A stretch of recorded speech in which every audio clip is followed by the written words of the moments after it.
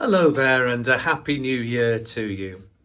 I can't be with you today, but I prepared a sermon, and if the technology works, then I'll share it with you now. This is the first Sunday after Epiphany, which commemorates the visit of the wise men. I'm starting a new series of sermons as we start the season of the year that's called Epiphany, and the title is Hidden in Plain Sight. In essence, I'm looking at something which causes me problems too often. It may cause you some difficulties as well. At the trivial level, it comes when I've put something down, but when I go back to look for it, I can't find it, even though it's right there in front of me. And whether it's the cheese in the fridge, or the book on the shelf, or the cereal packet in the supermarket, I can't see it until I open my eyes properly. It's hidden in plain sight. The word epiphany is a very churchy sounding word.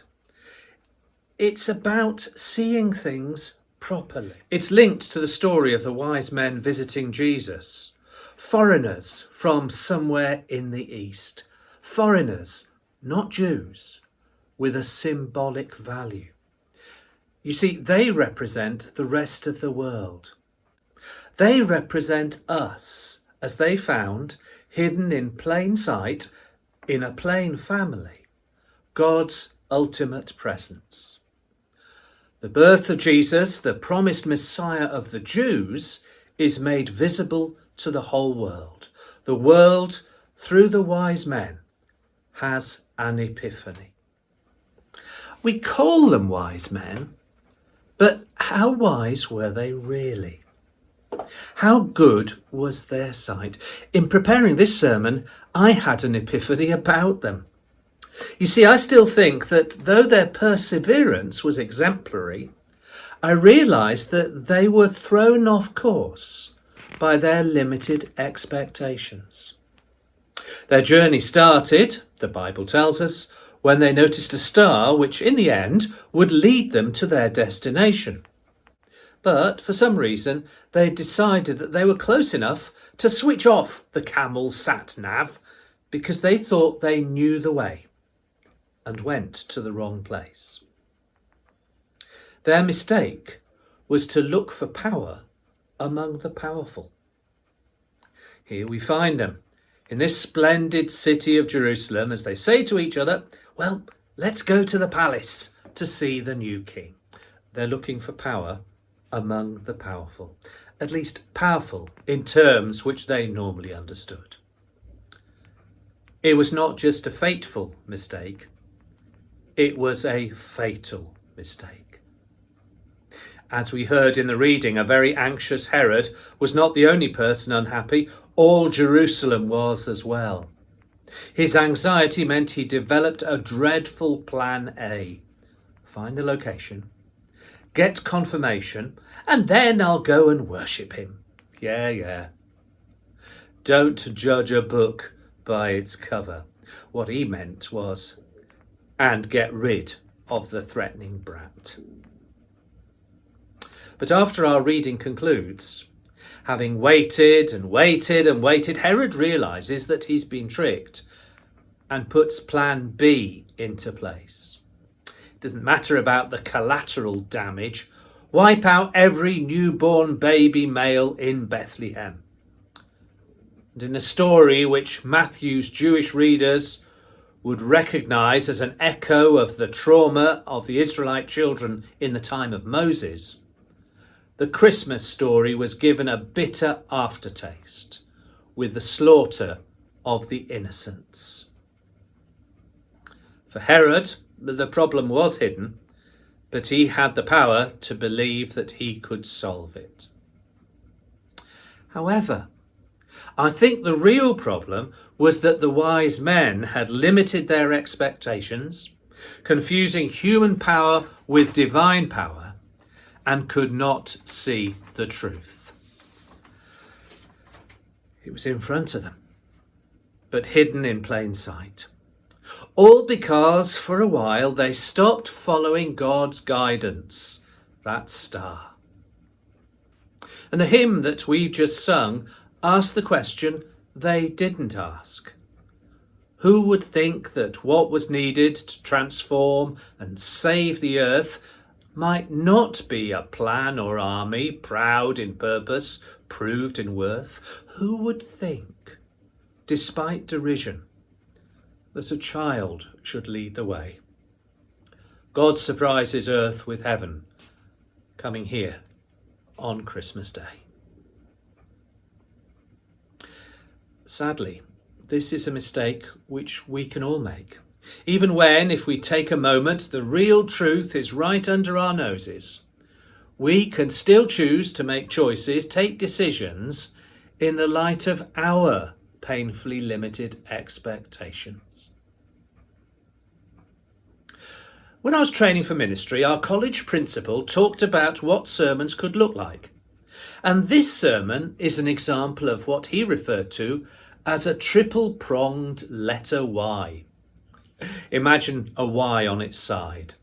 A sermon with a longer introduction and then 3 points. And for me, these are 3 questions. Why do we leap before we look?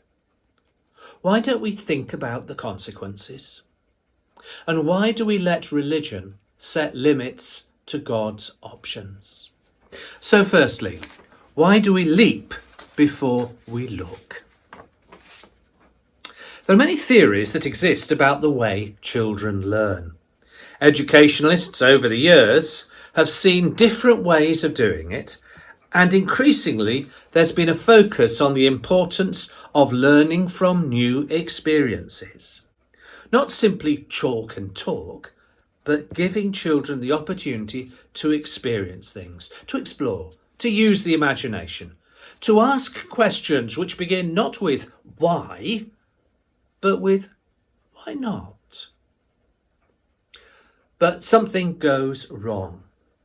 We start to imagine that we have got enough experience to make reasonable decisions. It's not quite arrogance, but it is a preoccupation which suggests that we reach a stage where we already know enough. I'm afraid we're all guilty of it. I was teaching long enough to see younger teachers tentatively suggesting new baby-like ideas. They sounded like ones we'd tried before. We knew what the strengths were and where their weaknesses lay, and why we'd moved on from those ideas, because at the time they weren't the right ones. No room for their vulnerable baby. And rather than embrace new ideas, new experiences, we dismiss them too easily. We have fixed ideas that are difficult to budge. Politicians do it, desperate to fit their timeless political dogmas to a changing world. The present Prime Minister's conviction is that personal liberty is the key to progress. He finds it unacceptable to set personal liberty aside for the safety of others, and especially the more vulnerable, during COVID. We do that in church life in many ways. In some churches, some still cling to the beautiful but incomprehensible language of the authorized version of the Bible. And in the past, many Christians voted against the abolition of slavery. And though we might consider ourselves a little more enlightened, we still have our attitudes about the right ways to worship, what we sing, what we wear, and Christians still struggle with issues of abortion, human sexuality, race and equality. Still too many fixed views with the truth still hidden, even if in plain sight. We leap in with our fixed ideas without looking carefully first. The wise men of old do just that. Trapped by fixed ideas, and, if we take these Bible accounts reasonably seriously, we mustn't forget that their actions, based on a decision that a king could only be born in a palace, led to genocide, led to the slaughter of innocents in a Judean town. And I think the way Matthew tells the story, mentioning that the star went ahead of them to Bethlehem, means they were back on the right track, having deliberately made a wrong decision earlier. So, my first question, why do we leap before we look? And that brings me to the second of my three-pronged sermon. Why don't we think about the consequences? The principle of unintended consequences invites us to consider the long-term effect of our actions. I could go on at length about this, mostly about my own inability in this area. But can I sum up the particular problem that happens? We claim to value truth, but it's our attitude to the truth which is the telling point. We might find ourselves in a situation where we believe we're right, but the way we handle that truth can have an incredibly negative effect. The consequence of proving that we are right can damage another. Sometimes, to understand the true nature of something, somebody has to reflect on it for themselves rather than simply be told. And the business of proving ourselves right can actually be a desire to prove someone else is wrong. The consequences can include possible feuds between neighbours, misunderstandings that spoil friendships, and political divisions between nations, which can lead to war. Why don't we just think what will be the consequences of our actions? Actually, that's too negative. Our attitude to the truth might not be all bad. Our pursuit of truth may be for the best of intentions. But our well-intentioned actions, when seeing someone in need, can mean that we so overwhelm them that they can feel choked by our kindness, resentful of our charity, demeaned by our actions which wreck rather than build their self-esteem. And we may not realise it. We may not be aware of the harm that we could be doing. I'm sure the wise men did what they did with the best of intentions. And we don't know what they felt later, indeed if they ever felt it. But that perhaps illustrates my point, that sometimes we can do damage that we know nothing about and feel no responsibility for. Yet our unwitting actions may have caused pain and distress for others. And if we did know, we would wonder whether we could ever put things right. The wise men probably did not know what their fatal choice had caused, but had they known, they would have regretted it for the rest of their lives. Our words and actions will not lead to genocide, but once said or done, they cannot be easily taken back. Sometimes better to keep our mouths shut. It's better be safe than sorry. Regrets might help us in the future, but avoiding regret is the better practice for the present. So, my second question, do we think enough about the consequences of our actions? And finally, why do we let religion set limits to God's options? The wise men decided how God was working. They made the decision about how he would do it. That's the danger of religion. I've said this before, and I'm sure I'll say it again. When I'm talking to people outside this building, it sometimes surprises them that I say I feel offended if people call me religious. The reason I say that is because religion is about men and women, mostly men, deciding what God wants. It's a form of control, of controlling the behaviour of God's people.